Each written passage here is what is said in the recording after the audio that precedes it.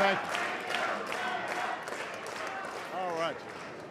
Let's bring this to order here.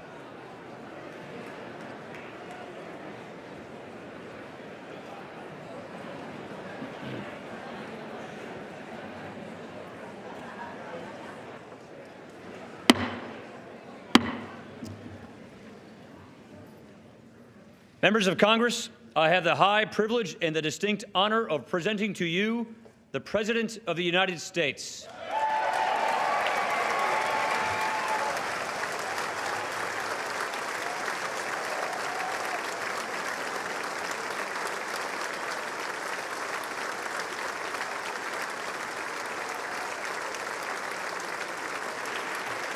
Thank you. Thank you very much. Everybody, please have a seat. Thank you. Mr. Speaker, Mr. Vice President, members of Congress, my fellow Americans. Tonight marks the 8th year that I've come here to report on the State of the Union. And for this final one, I'm going to try to make it a little shorter.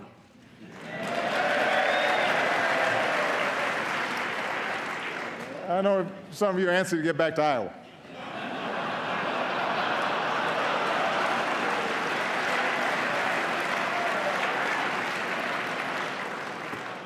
I've been there. I'll be shaking hands afterwards if you want some tips.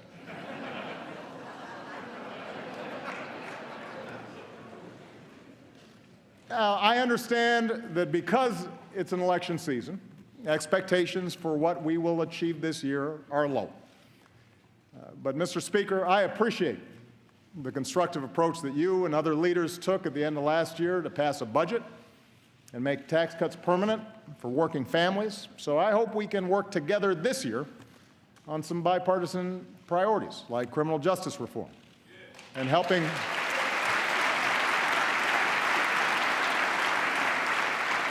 people who are battling prescription drug abuse and heroin abuse.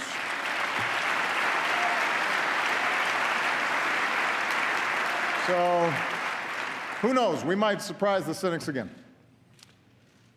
But tonight, I want to go easy on the traditional list of proposals for the year ahead. Don't worry, I've got plenty. From helping students learn to write computer code to personalizing medical treatments for patients. And I will keep pushing for progress on the work that I believe still needs to be done. Fixing a broken immigration system. Protecting our kids from gun violence. Equal pay for equal work. Paid leave. Raising the minimum wage. All these things still matter to hardworking families. They're still the right thing to do. And I won't let up until they get done. But for my final address to this chamber, I don't want to just talk about next year. I want to focus on the next 5 years, the next 10 years, and beyond. I want to focus on our future. We live in a time of extraordinary change. Change that's reshaping the way we live, the way we work, our planet, our place in the world. It's change that promises amazing medical breakthroughs, but also economic disruptions that strain working families. It promises education for girls in the most remote villages, but also connects terrorists plotting an ocean away. It's change that can broaden opportunity or widen inequality. And whether we like it or not, the pace of this change will only accelerate.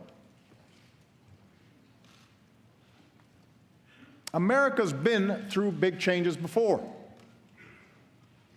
Wars and depression, the influx of new immigrants, workers fighting for a fair deal, movements to expand civil rights. Each time, there have been those who told us to fear the future, who claimed we could slam the brakes on change who promised to restore past glory if we just got some group or idea that was threatening America under control. And each time we overcame those fears. We did not, in the words of Lincoln, adhere to the dogmas of the quiet past. Instead, we thought anew and acted anew. We made change work for us, always extending America's promise outward to the next frontier, to more people. And because we did, because we saw opportunity where others saw peril, we emerged stronger and better than before. What was true then can be true now. Our unique strengths as a nation, our optimism and work ethic, our spirit of discovery, our diversity, our commitment to rule of law. These things give us everything we need to ensure prosperity and security for generations to come. In fact, it's in that spirit that we have made progress these past 7 years. That's how we recovered from the worst economic crisis in generations.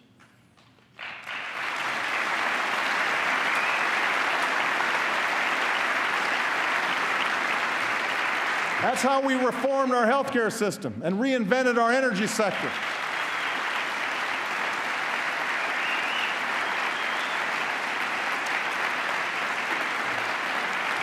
That's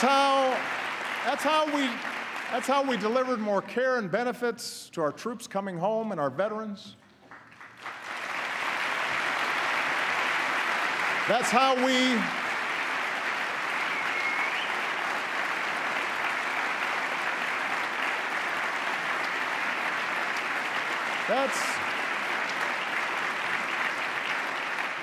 That's how we secured the freedom in every state to marry the person we love.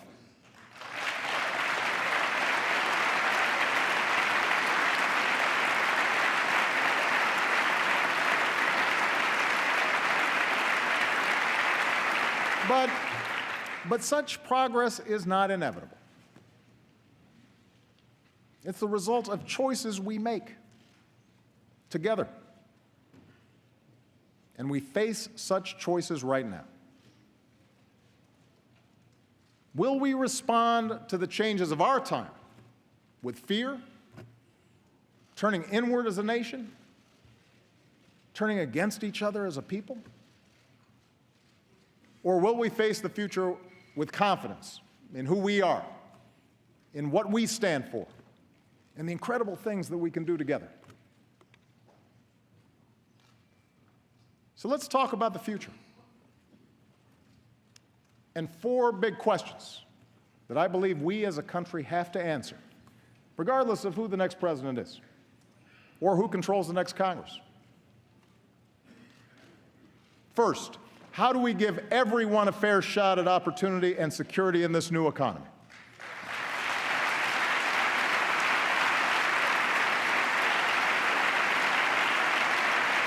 Second, how do we make technology work for us and not against us, especially when it comes to solving urgent challenges like climate change?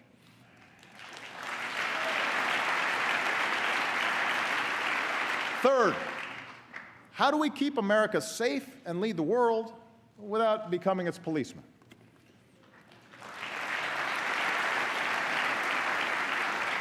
And finally, how can we make our politics reflect what's best in us and not what's worse?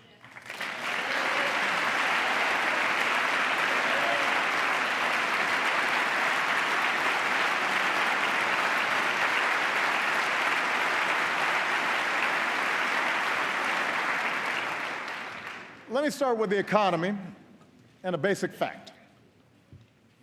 The United States of America, right now, has the strongest, most durable economy in the world.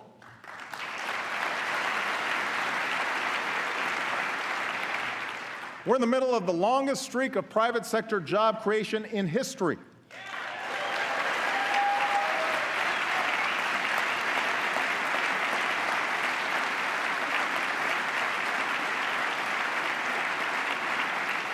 More than 14 million new jobs, the strongest 2 years of job growth since the 1990s, an unemployment rate cut in half. Our auto industry just had its best year ever.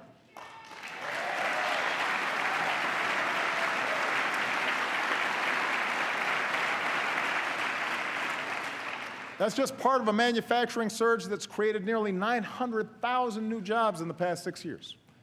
And we've done all this while cutting our deficits by almost 3/4.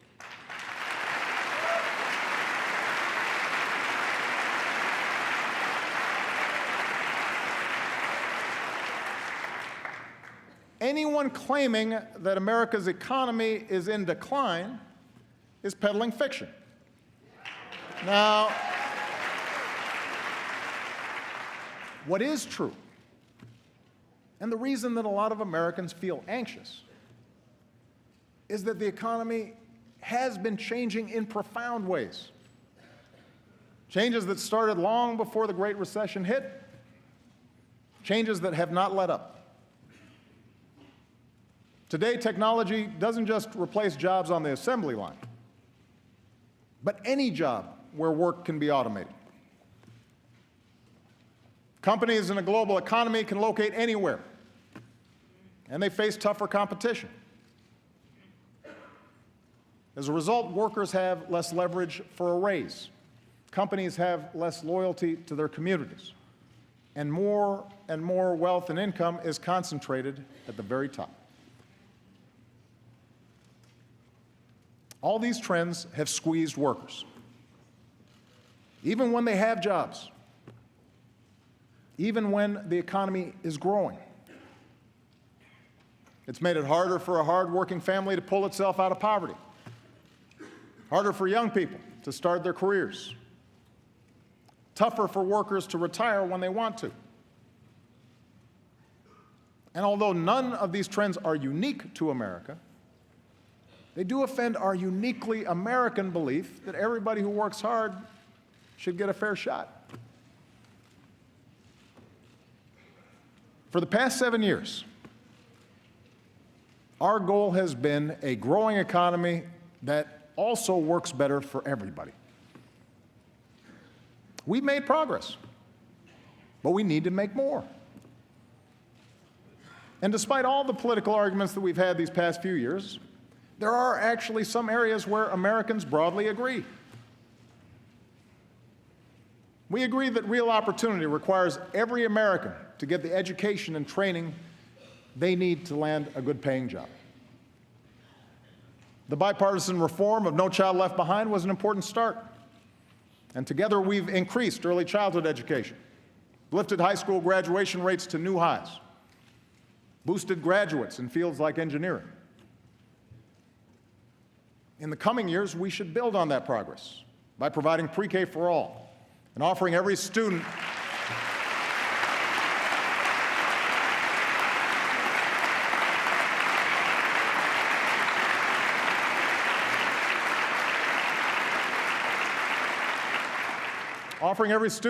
the hands-on computer science and math classes that make them job-ready on day one.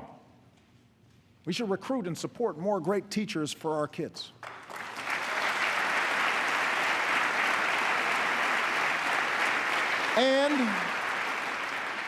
And we have to make college affordable for every American.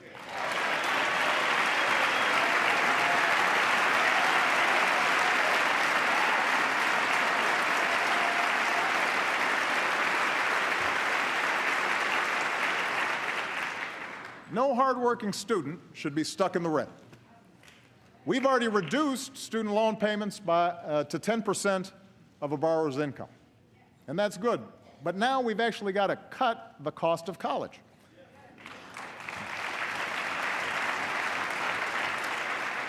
Providing 2 years of community college at no cost for every responsible student is one of the best ways to do that. And I'm going to keep fighting to get that started this year. It's the right thing to do.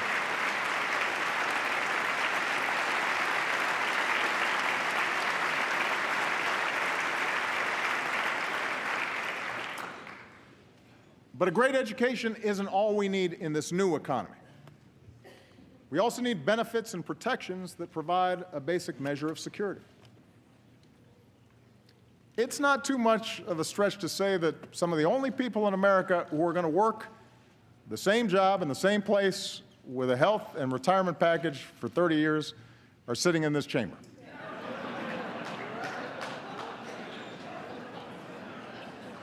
For everyone else, especially folks in their 40s and 50s, saving for retirement or bouncing back from job loss has gotten a lot tougher. Americans understand that at some point in their careers, in this new economy, they may have to retool, they may have to retrain, but they shouldn't lose what they've already worked so hard to build in the process. That's why Social Security and Medicare are more important than ever. We shouldn't weaken them, we should strengthen them.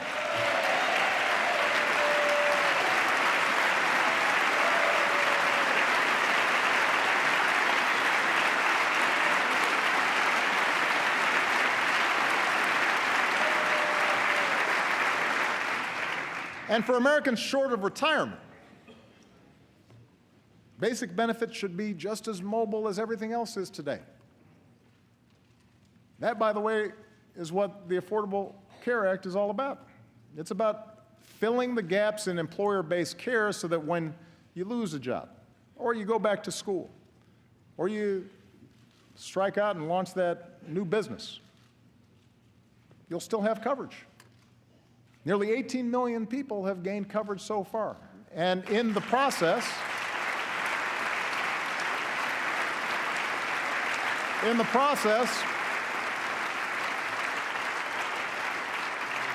healthcare inflation has slowed, and our businesses have created jobs every single month since it became law. Now, I'm guessing we won't agree on healthcare anytime soon. But, oh, applause back there. Just a guess. But there should be other ways parties can work together to improve economic security. Say a hardworking American loses his job. We shouldn't just make sure that he can get unemployment insurance. We should make sure that program encourages him to retrain for a business that's ready to hire him. If that new job doesn't pay as much, there should be a system of wage insurance in place so that he can still pay his bills.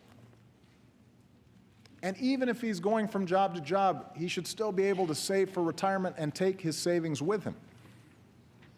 That's the way we make the new economy work better for everybody. I also know Speaker Ryan has talked about his interest in tackling poverty. America is about giving everybody willing to work a chance, a hand up. And I'd welcome a serious discussion about strategies we can all support, like expanding tax cuts for low-income workers who don't have children.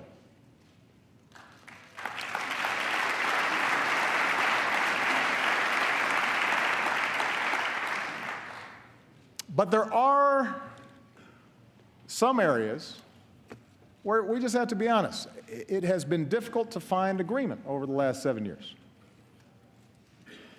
And a lot of them fall under the category of what role the government should play in making sure the system's not rigged in favor of the wealthiest and biggest corporations. And it's an honest disagreement. And the American people have a choice to make.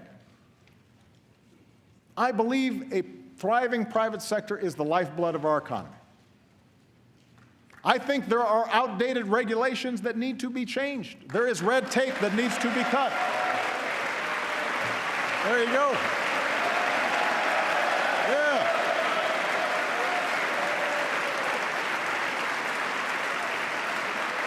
See?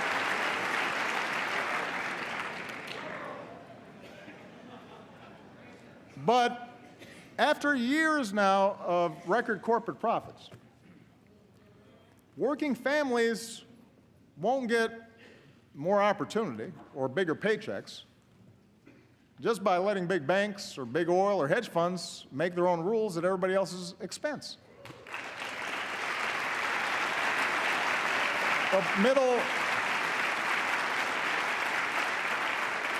Middle-class families are not going to feel more secure because we allowed a tax on collective bargaining to go unanswered. Food stamp recipients did not cause the financial crisis. Recklessness on Wall Street did.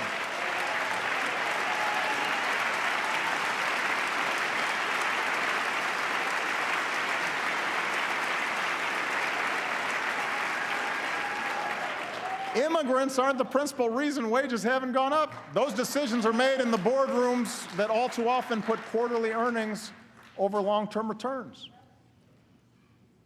It's sure not the average family watching tonight that avoids paying taxes through offshore accounts. The point is, I believe that in this new economy, workers and startups and small businesses need more of a voice, not less. The rules should work for them. And I'm not alone in this. This year I plan to lift up the many businesses who figured out that doing right by their workers or their customers or their communities ends up being good for their shareholders. And I want to spread those best practices across America. That's part of a brighter future.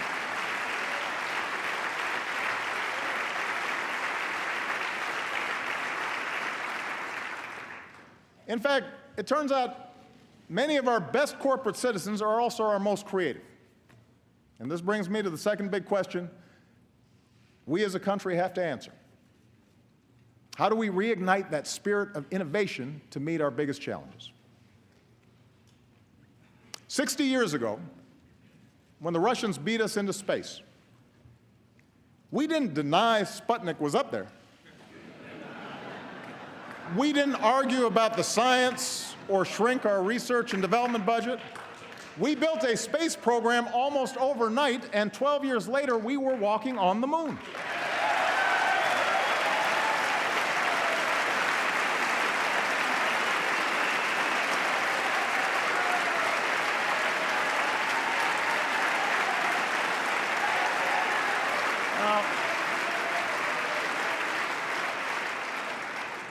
That spirit of discovery is in our DNA.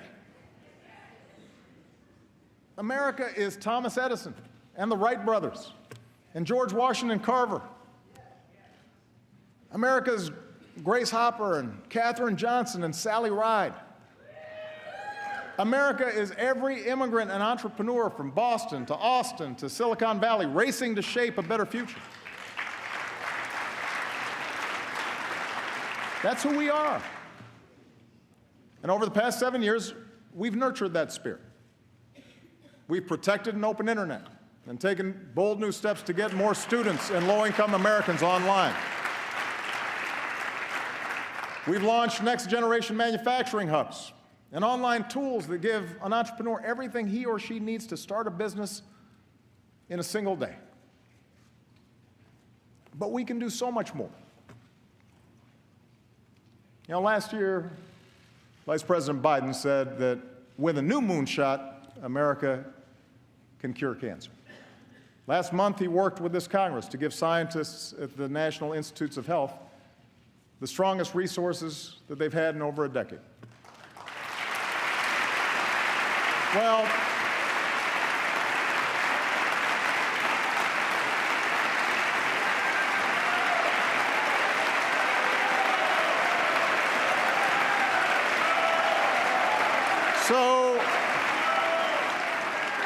So tonight I'm announcing a new national effort to get it done. And because he's gone to the mat for all of us on so many issues over the past 40 years, I'm putting Joe in charge of mission control.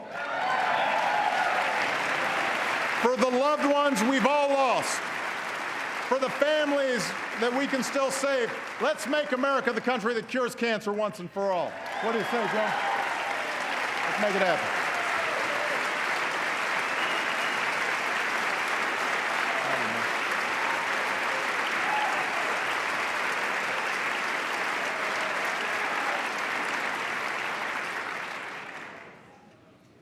Now, medical research is critical. We need the same level of commitment when it comes to developing clean energy sources.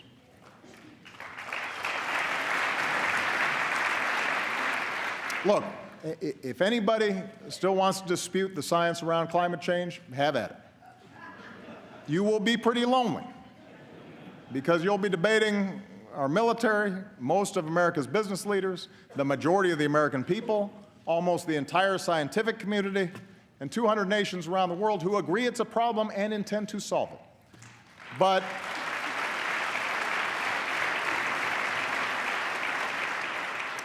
even if the planet wasn't at stake, even if 2014 wasn't the warmest year on record, until 2015 turned out to be even hotter, why would we want to pass up the chance for American businesses to produce and sell the energy of the future?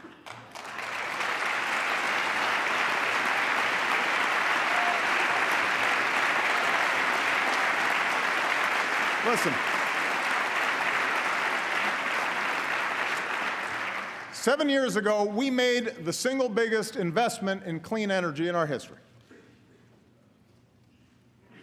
Here are the results.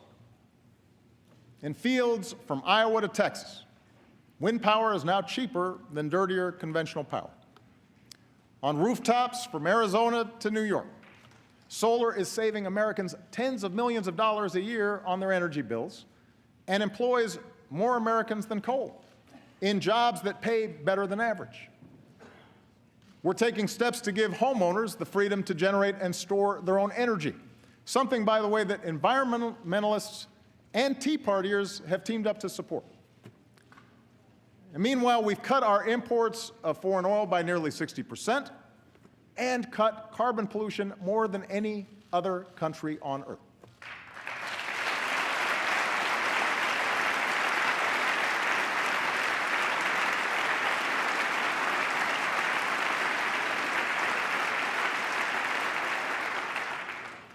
Gas under $2 a gallon ain't bad either.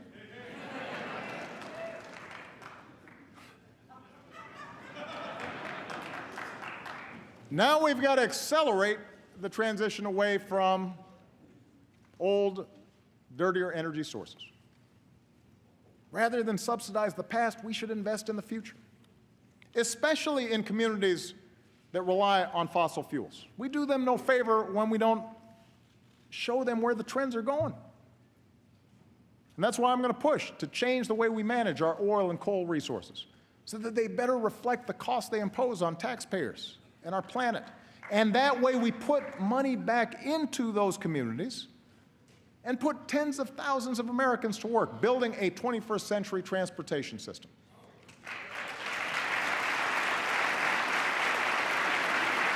Now,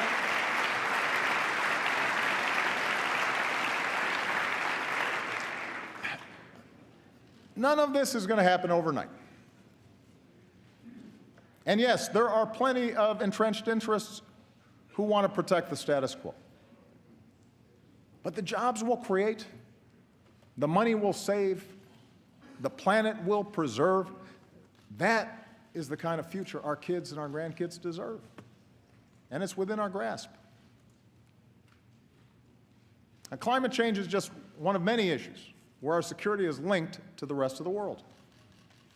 And that's why the third big question that we have to answer together is how to keep America safe and strong without either isolating ourselves or trying to nation build everywhere there's a problem.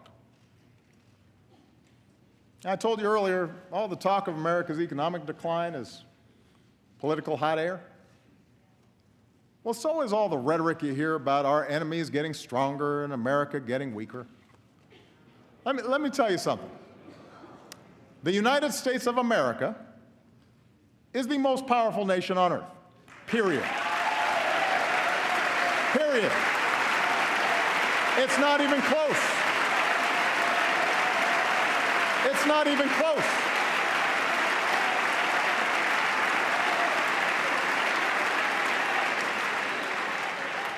It's not even close. We spend more on our military than the next 8 nations combined. Our troops are the finest fighting force in the history of the world.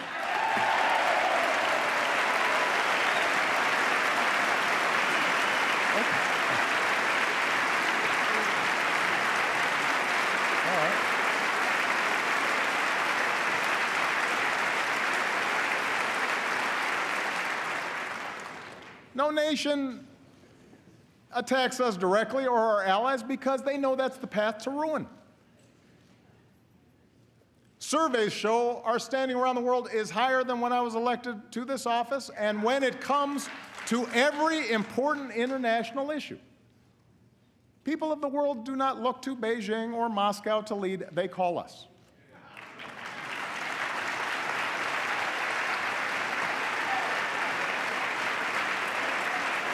So,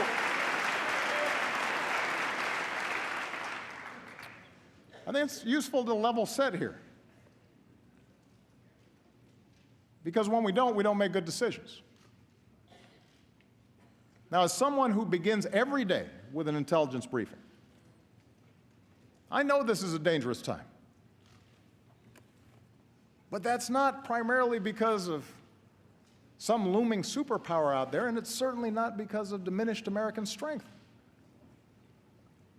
In today's world, we're threatened less by evil empires and more by failing states. The Middle East is going through a transformation that will play out for a generation, rooted in conflicts that date back millennia. Economic headwinds are blowing in from a Chinese economy that is in significant transition. Even as their economy severely contracts, Russia is pouring resources in to prop up Ukraine and Syria, client states that they saw slipping away from their orbit. And the international system we built after World War II is now struggling to keep pace with this new reality. It's up to us, the United States of America, to help remake that system. And to do that well, it means that we've got to set priorities. Priority number one is protecting the American people and going after terrorist networks.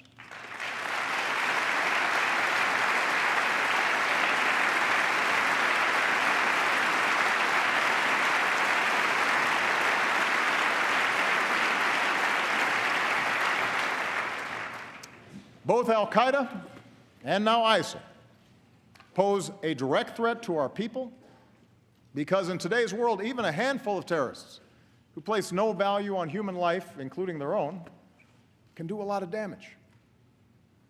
They use the internet to poison the minds of individuals inside our country. Their actions undermine and destabilize our allies. We have to take them out. But as we focus on destroying ISIL, over-the-top claims that this is World War III just play into their hands. Masses of fighters on the back of pickup trucks, twisted souls plotting in apartments or garages, they pose an enormous danger to civilians. They have to be stopped. But they do not threaten our national existence. That is the story ISIL wants to tell. That's the kind of propaganda they use to recruit. We don't need to build them up to show that we're serious. And we sure don't need to push away vital allies in this fight by echoing the lie that ISIL is somehow representative of one of the world's largest religions.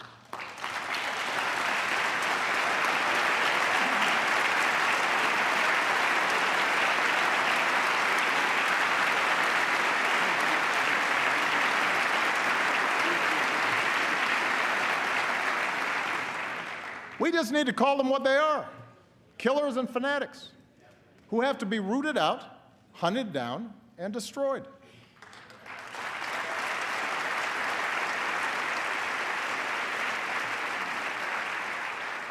And that's exactly what we're doing. For more than a year, America has led a coalition of more than 60 countries to cut off ISIL's financing, disrupt their plots, stop the flow of terrorist fighters, and stamp out their vicious ideology. With nearly 10,000 airstrikes, we're taking out their leadership, their oil, their training camps, their weapons.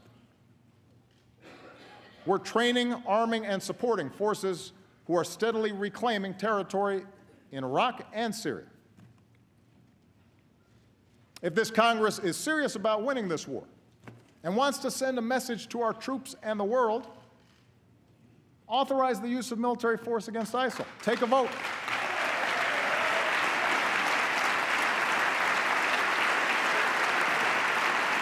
Take a vote.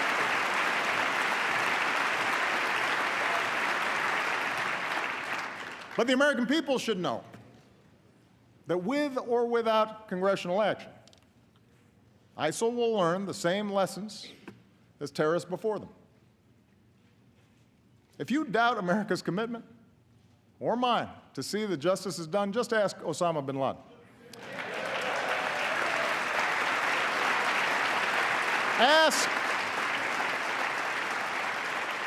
Ask the leader of al-Qaeda in Yemen, who was taken out last year, or the perpetrator of the Benghazi attacks, who sits in a prison cell. When you come after Americans, we go after you. And it may take time, but we have long memories, and our reach has no limits.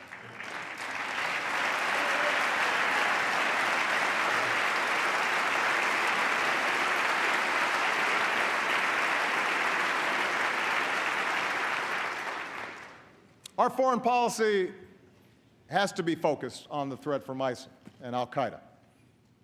But it can't stop there. For even without ISIL, even without al-Qaeda, instability will continue for decades in many parts of the world. In the Middle East, in Afghanistan and parts of Pakistan, in parts of Central America and Africa and Asia. Some of these places may become safe havens for new terrorist networks. Others will just fall victim to ethnic conflict or famine, feeding the next wave of refugees. The world will look to us to help solve these problems. And our answer needs to be more than tough talk or calls to carpet bomb civilians. That may work as a TV soundbite, but it doesn't pass muster on the world stage. We also can't try to take over and rebuild every country that falls into crisis, even if it's done with the best of intentions. That's not leadership. That's a recipe for quagmire, spilling American blood and treasure that ultimately will weaken us. It's the lesson of Vietnam. It's the lesson of Iraq, and we should have learned it by now. Now,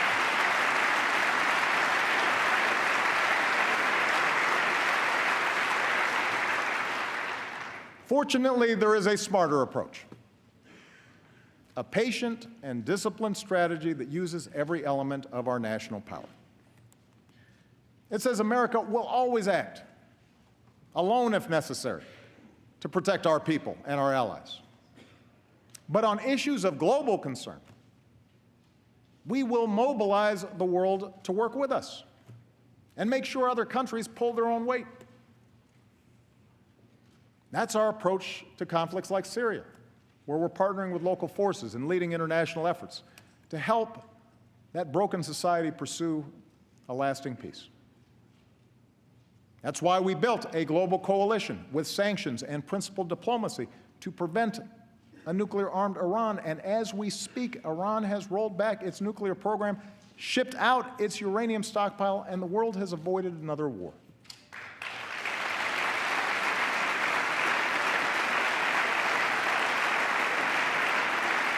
That's how we stopped the spread of Ebola in West Africa.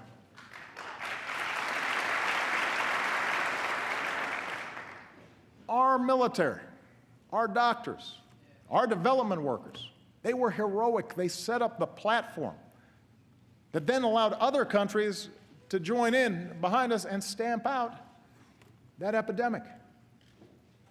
Hundreds of thousands, maybe a couple million lives were saved.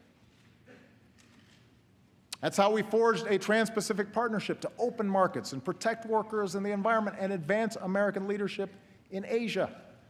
It cuts 18,000 taxes on products made in America, which will then support more good jobs here in America. With TPP, China does not set the rules in that region, we do. You want to show our strength in this new century? Approve this agreement. Give us the tools to enforce it. It's the right thing to do.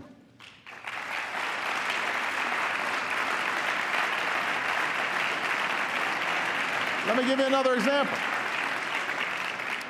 50 years of isolating Cuba had failed to promote democracy. It set us back in Latin America. That's why we restored diplomatic relations, opened the door to travel and commerce, positioned ourselves to improve the lives of the Cuban people.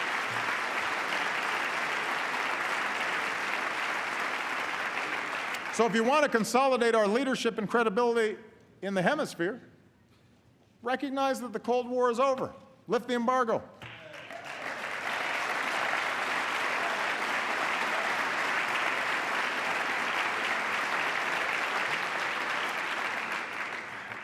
The point is, American leadership in the 21st century is not a choice between ignoring the rest of the world, except when we kill terrorists, or occupying and rebuilding whatever society is unraveling.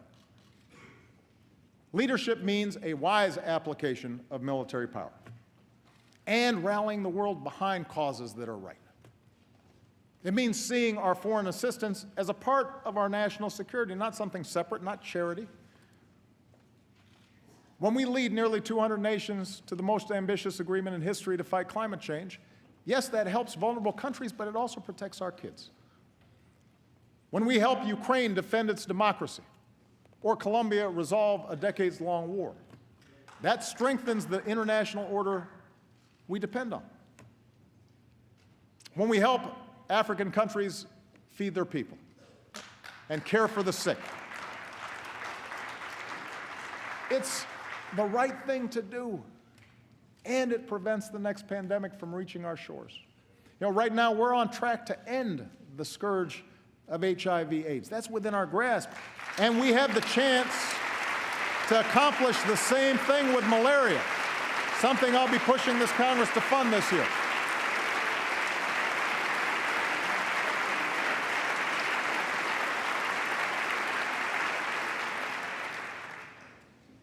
That's American strength. That's American leadership.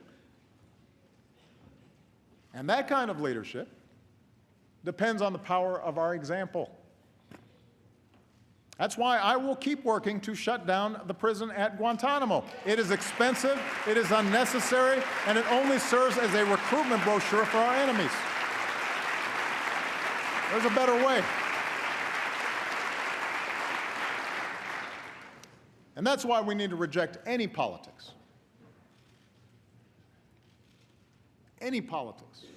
that targets people because of race or religion.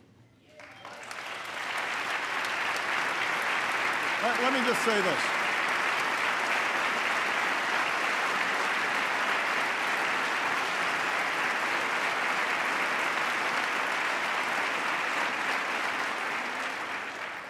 This is not a matter of political correctness. This is a matter of understanding just what it is that makes us strong. The world respects us not just for our arsenal.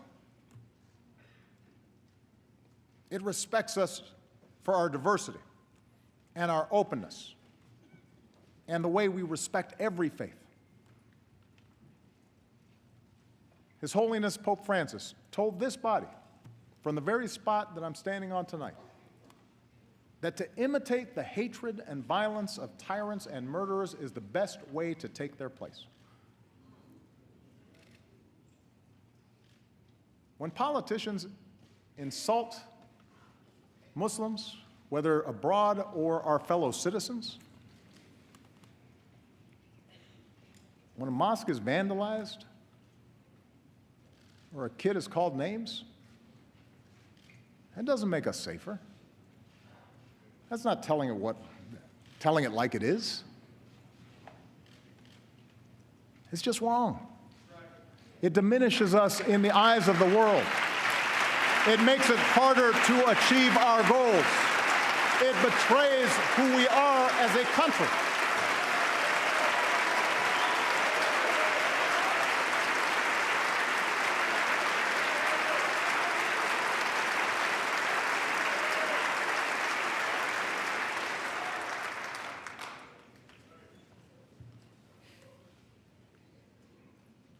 We the people. Our Constitution begins with those three simple words. Words we've come to recognize mean all the people, not just some. Words that insist we rise and fall together. That's how we might perfect our union. And that brings me to the fourth and maybe most important thing that I want to say tonight. The future we want, all of us want, opportunity and security for our families, a rising standard of living, a sustainable, peaceful planet for our kids. All that is within our reach. But it will only happen if we work together. It will only happen if we can have rational, constructive debates. It will only happen if we fix our politics. A better politics doesn't mean we have to agree on everything. This is a big country. Different regions, different attitudes, different interests. That's one of our strengths, too. Our founders distributed power between states and branches of government and expected us to argue, just as they did, fiercely, over the size and shape of government, over commerce and foreign relations, over the meaning of liberty and the imperatives of security. But democracy does require basic bonds of trust between its citizens. It doesn't work if we think the people who disagree with us are all motivated by malice. It doesn't work if we think that our political opponents are unpatriotic or are trying to weaken America. Democracy grinds to a halt without a willingness to compromise, or when even basic facts are contested, or when we listen only to those who agree with us. Our public life withers when only the most extreme voices get all the attention. And most of all, democracy breaks down when the average person feels their voice doesn't matter, that the system is rigged in favor of the rich or the powerful or some special interest. Too many Americans feel that way right now. It's one of the few regrets of my presidency that the rancor and suspicion between the parties has gotten worse instead of better. I have no doubt a president with the gifts of Lincoln or Roosevelt might have better bridged the divide. And I guarantee I'll keep trying to be better so long as I hold this office.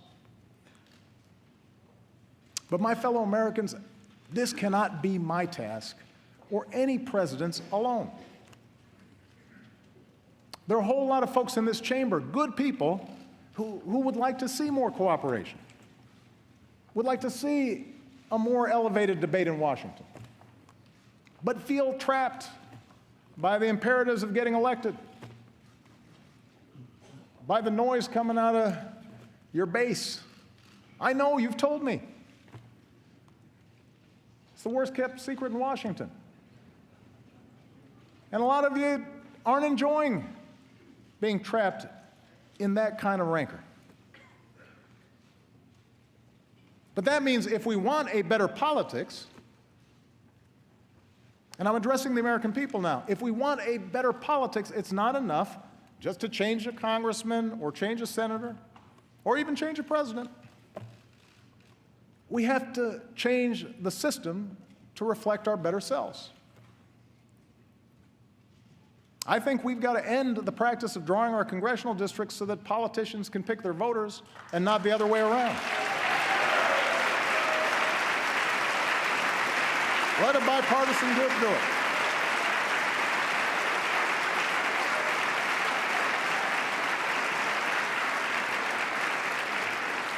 I believe we've got to reduce the influence of money in our politics so that a handful of families or hidden interests can't bankroll our elections.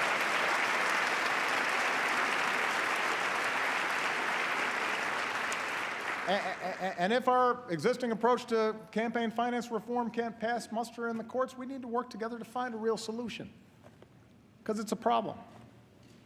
And most of you don't like raising money. I know. I've done it. We've got to make it easier to vote, not harder. We need to modernize it for the way we live now.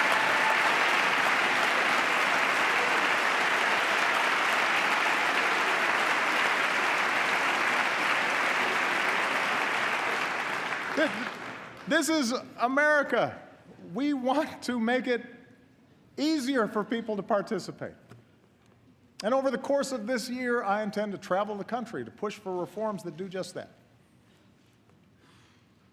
But I can't do these things on my own. Changes in our political process,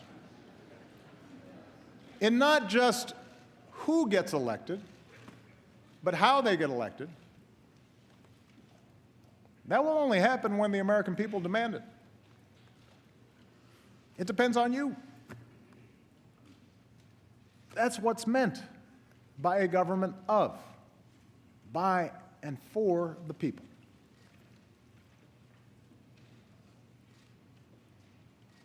What I'm suggesting is hard. It's a lot easier to be cynical, to accept that change is not possible. And politics is hopeless. And the problem is, all the folks who are elected don't care. And to believe that our voices and our actions don't matter. But if we give up now, then we forsake a better future.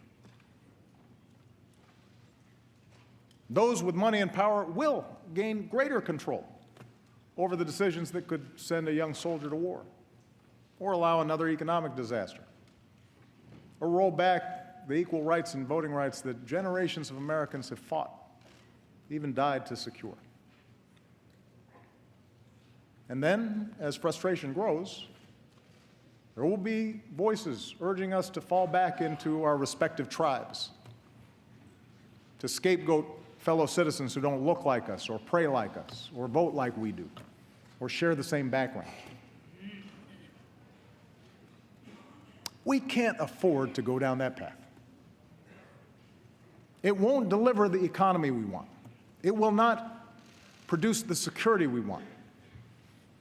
But most of all, it contradicts everything that makes us the envy of the world. So, my fellow Americans, whatever you may believe, whether you prefer one party or no party, whether you supported my agenda or fought as hard as you could against it, our collective futures depends on your willingness to uphold your duties as a citizen, to vote, to speak out, to stand up for others, especially the weak, especially the vulnerable, knowing that each of us is only here because somebody, somewhere, stood up for us.